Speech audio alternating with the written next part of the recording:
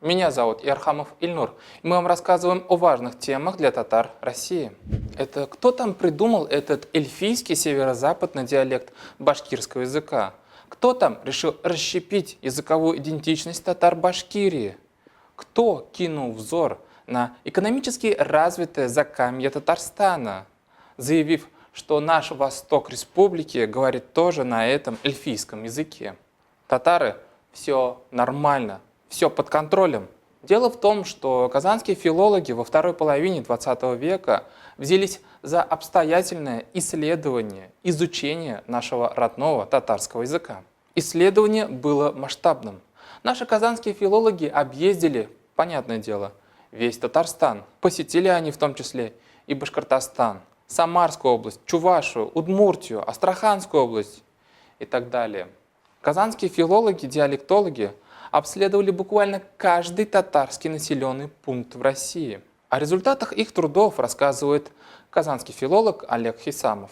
В 1940 году уже была первая экспедиция, и организовал его Латиф Заляй. Первым организовал кафедру татарского языка, и первые экспедиции были, кстати, в Сибирь. Организовал его Латиф Заляй уже первый год существования института. И в дальнейшем татарская диалектология очень сильно развивалась. Были первые экспедиции, много было экспедиций. Они и другие, они вот буквально обследовали каждый населенный пункт. Результатом их трудов вот, в 50-х годах прошлого уже сейчас столетия диалектологи начали изучать, собирать материалы для диалектологического атласа татарских народных говоров. Эта работа продолжалась достаточно долгое время. Я уже сказал, что начиная с конца 50-х, начала 60-х годов. И атлас был создан только в 89 году, вышел. Но, тем не менее, наши тюркологи среди тюркских народов первыми создали вот такой атлас татарских народных говоров. Чтобы понимали, здесь сведения о всех татарских населенных пунктах. То есть это своеобразная перепись пунктов? Да, они каждый населенный пункт прошли на своих ногах. Вы представляете, в 50-60-х годах какой это титанический труд был? Сколько населенных пунктов там? 838 населенных пунктов. То есть во второй половине 20 века казанские филологи сделали своеобразную перепись татарских населенных пунктов. Филологи на своих ногах, когда еще не было ни интернета, ни соцсетей, вдали от дома и семьи, в бесконечных командировках, экспедициях, обошли татарские населенные пункты. Еще раз повторяю, не только Татарстан и Башкортостан, а практически всю Россию, каждую территорию, где было замечено то или иное татарское население, их обошли наши казанские филологи. Таким образом, они посетили 838 населенных пунктов. Да, есть некоторые татарские деревни, которые не вошли в состав татарского атласа. Этот атлас татарского языка есть в электронном варианте в интернете. Ссылка на него будет в описании под нашим видео. То есть теперь каждый татарин, который сомневается и думает, что же за у него родной язык, он может теперь просто пройти по ссылке, открыть сайт атласа татарского языка, найти раздел «Дополнительные материалы». Дальше выбираем раздел «Субъекты», потом выбираем нужный вам район. И перед вами должен появиться список населенных пунктов или деревень, куда успели прийти наши казанские филологи, исследуя диалекты татарского языка. Например, они побывали в Астраханской области. Посетили, значит, они Актюбинские, Володарские, Красноярские, Лиманские, Наримановские, Приволжские, Харабалинские и Черноярские районы. Мы просмотрели список сел, где проживают сегодня юртовские татары. Например, в юртовском поселке Солянка Наримановского района казанские исследователи в 1972 году обнаруживают средний, то есть казанский диалект и астраханский говор. Или вот, например, Приволжский район, в котором больше всего юртовских деревень. Килинче, Осыпной бугор, Татарская Башмаковка, Три протока, Яксатово. В Килинчи казанские филологи побывали 3 раза – в 1979, 1987 году и в 2006 году. Фиксируют они там лишь наличие казанского диалекта и астраханский говор. В Осыпном Бугоре побывали один раз в 1975 году. В татарской Башмаковке побывали 3 раза в 1972, 1986 и 2005 годах. А в поселке Три Потока побывали в 1972 году, в 1998 году и 2007 году. В Яксатово были 2 раза в 1975 году и 2006 году. И везде был обнаружен нормальный казанский средний диалект татарского языка, а не какой-то там мифический юртовский диалект ногайского языка. То же самое можно сказать и о северо-западном Башкортостане. Я в Фейсбуке на своей странице предложил, а давайте по этому электронному атласу татарского языка определять у жителей Башкортостана, на каком же языке разговаривают в их родных деревнях. Сказать честно, что-то слишком много люди мне написали названия своих деревень и районов. Чтобы наш выпуск не стал простым, монотонным перечислением деревень и районов Башкирии, мы отобрали самые интересные. Например, в вотчине героя башкирского народа Салавата Юлаева, а именно в Салаватском районе Башкортостана, в таких деревнях, как Лаклы, Малояз, Мещегарово, Насибаш, Таймеево, Шарипово, казанские филологи в начале 1970-х годов обнаруживают средний казанский диалект и златоустовский говор татарского языка. Ну и кем же на самом деле был по национальности Салават Юлаев? Или вот, например, родная деревня башкирского поэта Шейхзада Бабича в Уфимском районе, деревня Асаново. В этой деревне казанские филологи побывали в 1972 году и обнаружили лишь опять казанский средний диалект, мензелинский говор татарского языка. А Бабич тогда кто по национальности? Не башкир разве? Например, вот переписной листок его отца Закира Бабича при сельскохозяйственной переписи 1917 года. Там написано, что он татарин. Любопытно. Татары Башкортостана, хватит ли вам исследований казанских ученых-диалектологов второй половины 20 века, которые побывали во многих ваших татарских деревнях и зафиксировали именно татарский язык? Хватит ли вам этого, чтобы закрыть тему с этим эльфийским северо-западным диалектом башкирского языка? Не очень хорошие вести к нам приходят из Уфы, города, который имеет богатую татарскую и русскую историю. Там хотят снести 2 здания, связанных с исторической личностью, с дореволюционным татарским деятелем, основателем медресе, просветителем-джадидистом Зия Камали. Еще в начале 2020 года по просьбе председателя Всемирного конгресса татар Василия Шахразиева в Уфе удалось спасти усадьбу Зия Камали. Этот дом получил статус объекта культурного наследия. За то, чтобы этот дом получил такой статус, билась член Совета по правам человека при главе Башкирии, юрист и градозащитница Эльза Маулимшина. Приказ о присуждении усадьбе Зия Камали статуса подписал начальник управления по государственной охране объектов культурного наследия Башкортостана Олег Полсавалов. Второй дом, который также хотят снести, он принадлежал Зия Камали и служил своеобразным общежитием для его учеников. К сожалению, Эльзе Маулимшиной не удалось добиться, чтобы и этот дом тоже получил особый статус. Но эти 2 дома хотят снести. Почему? По словам градозащитницы Эльзы Маулимшиной, на территорию, где располагаются дома татарского джихадиста, позарился гендиректор инвестиционно-строительной компании «Агидель Инвестстрой» Филюс Ишбулатов. Он также является депутатом Горсовета Уфы. Например, застройщик умудрился уже согласовать проект планировки и межевания территории, на которой собирается построить 20-этажный жилой комплекс. По плану на этой территории нет никаких домов Зия Камали. Все. Хотя особый статус с усадьбы Камали, присвоение которого в свое время и добивалась Эльза Маулимшина, еще не снят. У нас есть информация, что застройщик уже готовится заказать специальную государственную историко-культурную экспертизу по этому дому, чтобы доказать, что у дома нет никакой исторической важности. И вообще, сетует Маулимшина, за этот охранный объект, за этот дом Зия Камали взялась даже городская прокуратура Уфы. Видите ли, признание историческим памятником дома наносит ущерб застройщику, который хочет нашпиговать историческую часть Уфы 26-этажными человейниками. Зия Камали важен на самом деле не только как персональное воплощение татарской истории города Уфы. Он важен в более широком контексте, в контексте общетюркского мира. Небольшая история. В 1904 году Зия Камали возвращается в Россию после нескольких лет обучения исламу в Стамбуле, Медине и в Каире. Вернулся он в Россию, которая прямо-таки дышала революцией.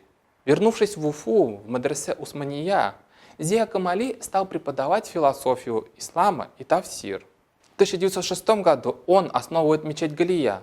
Там, помимо религиозных предметов, также преподавались и светские дисциплины. В 1907 году в этом медресе учились 160 шакирдов. В медресе читали стихи такие известные поэты, как Мажид Гафури, Галимжан Ибрагимов, Сагит Рамеев, Сагит Синчулей, композитор Салтан Габаши. Организовывались в этом медресе и спектакли, и литературные вечера в масштабах целого города. Попутно Зия Камали переводит Коран на татарский язык. Зия Хазрат публикует в 1910 году 4-томный труд «Фальсафи Ислам». Помимо философского обоснования ислама, он также выступает за равноправие женщин. Реформаторские идеи Зия Камали тогдашними некоторыми имамами и муллами воспринимались как радикальные. У Зия Хазрата начинаются проблемы. Стоит отметить, что Галия стала первым из татарских медресе, где были созданы автономные организации казахов и башкир, где издавались их журналы. В медресе учился такой деятель будущего Советского Союза, как Карим Хакимов. Были также классики башкирской и татарской литературы: Шейхзада Байбич, Хасан Туфан, Мажид Гафури, узбекский писатель Мирмухсин Шермухаметов, казахские поэты Байембет Майлин и Макжан Жумабаев. То есть медресе Галия – это фактически татарская кузница будущих татарских и башкирских государственных деятелей. Кузница будущей советской, башкирской, татарской, узбекской и казахской интеллигенции. И сегодня эту память, эти дома Зия Камали хотят снести в Уфе. Не стыдно? Почему вообще в Уфе местные чиновники не заинтересованы в сохранении дома Зия Камали? Чем сегодня живут татары Пензенской области? Чем они вообще занимаются? В подготовке этого материала нам помогла активистка Пензенской автономии татар Гульнара Абузарова. Согласно переписи населения в 2010 году в области проживает более 86 тысяч татар. Посмотрим, чем они занимаются. Специально для нашего YouTube-канала «Татары мира» Абузарова расспросила о татарах Пензенской области Венеру Мухамеджанову и Жиганшу Тухтарова. Жиганша Тухтаров – это председатель Пензенской автономии татар, а Венера Мухамеджанова – его заместитель. Если кратко, то пензенские татары очень активны в добыче грантовых денег для проведения мероприятий. Причем пензенские татары умудряются получать деньги и от Татарстана, и от федерального центра, получая грант от Владимира Путина, но и от самой Пензенской области они также получают грант. Наша татарская национальная культурная автономия в течение 2019 года реализовывала не только социально значимые проекты при грантовой поддержке, но и реализовывала очень большое количество мероприятий, направленных и на военно-патриотическое воспитание молодежи, и на межкультурное взаимодействие, и, конечно, национальные мероприятия с национальным колоритом, с ознакомлением нашей молодежи о культуре нашего народа, о языке нашего народа, о традициях нашего народа. Если говорить о грантовой политике, то в прошлом году, в 2019, было получено 2 гранта. Один грант Министерства культуры Татарстана на проведение фольклорного конкурса «Тургай». Но этот конкурс также был поддержан правительством Пензенской области. Конкурс был организован в декабре 2019 года. Очень много заявок поступило на этот конкурс, как с Пензенской области, так были заявки из других регионов.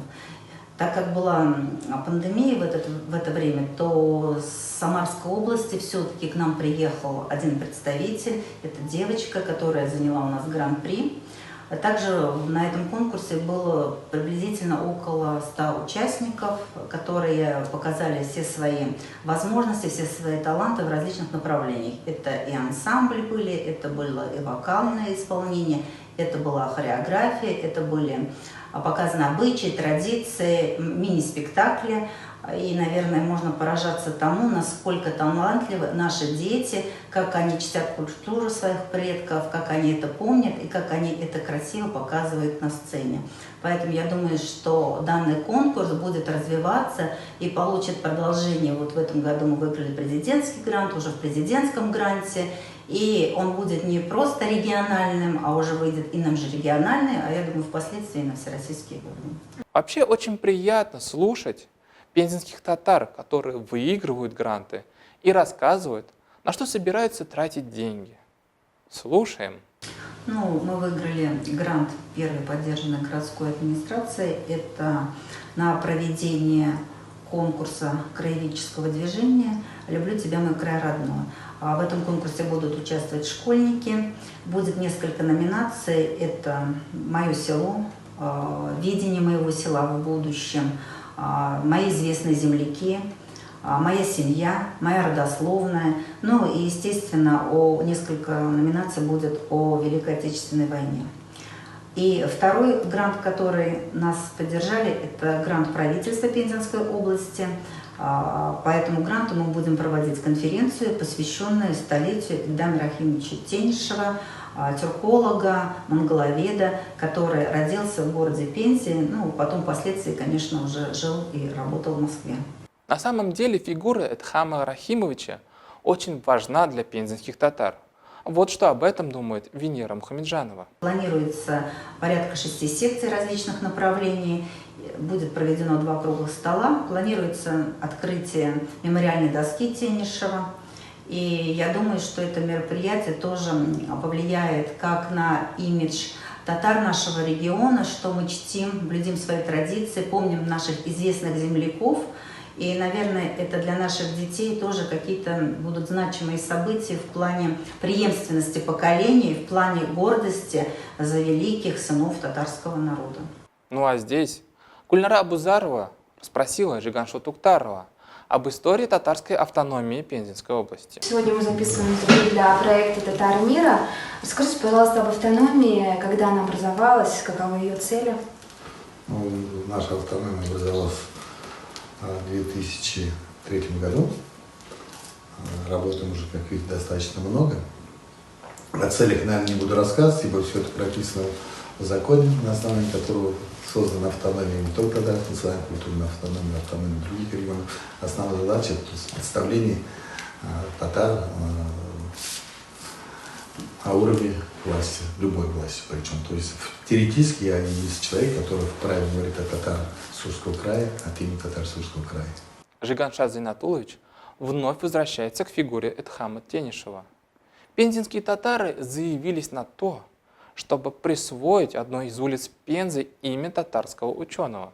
Есть предварительная договоренность с губернатором Пензенской области Иваном Александровичем Белозерцевым о присвоении одной из улиц или города Пензы, или у нас под Пензой строится, как вы знаете, большой город, Спутник называется, даже не под Пензой, на территории города Пензы.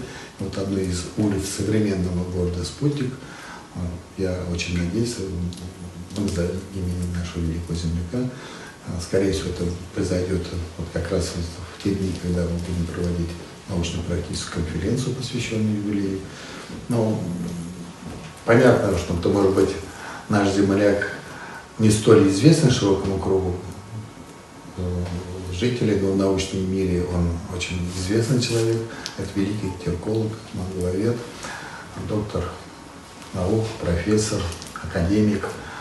И, естественно, мне, как татарину, приятно, что впервые в городе Пенза появится памятная доска в честь нашего земляка татарина. Еще планируется восстановление усадьбы Тенишева. Ну, сейчас ведутся переговоры о возможности восстановления историческую культурную память усадьбы Тенишевых. Я считаю, что в Пензе обязательно должен быть объект, который можно с гордостью показать как объект культурного наследия Татарско-Сурского края. Тем более, эта усадьба некогда принадлежала известной фамилии Тенишев. Вот юбилей как раз Эдгара Рахимовича, мы говорили ранее. Они вот в свое время передали татарской общине, действующей на сегодняшний день мечеть, это Хабиб Джабал Тенишева, безусловно, столь известной фамилии, которая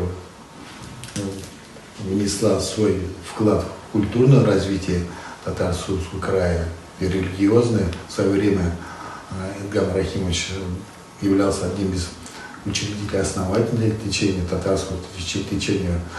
И, как мы помним, у нас есть организация Таштар областная, которая была в том числе создана при поддержке Эдгара Рахимовича Тенишева, и фамилия Тенишев должна, наверное, все же увековечена, и татары Сурского края должны знать об их вкладе. А как татары Пензенской области готовятся к предстоящей переписи? Татары в нашей области по разным оценкам от 80 до 100 тысяч. В нашей области находится самое крупное татарское село в Европе, это Средний Иерусалим. По разным оценкам там проживает от 9 до 10, некоторые даже говорят 12 тысяч татар. В ближайшее время, как мы знаем, будет проводиться перепись населения. И мы как раз сможем все более точно уточнить количество татар, проживающих в Пензенской области, в связи с тем, что рождаемость в татарских семьях гораздо больше, чем в иных. Я полагаю, что действительно численность татар подскочит до 100. Ну и обращаюсь к своим землякам. Безусловно, надо подчеркивать свою принадлежность к татарам. Ну а представителям политических браков, наверное, все же татары, это круто. Давайте будем писать татары. Спасибо. Итоги. Пензенские татары куда оптимистичнее настроены в предстоящей переписи. Ну и дух у них боевой. Хотят сделать достопримечательностью усадьбу Тенишева. В общем, татарлар, вы сами видите, как бьются за память о своем историческом деятеле татар Уфы. Я про дома Зия Камали. А с другой стороны, что получается у татар в Пензенской области? Почувствуйте разницу, как говорится.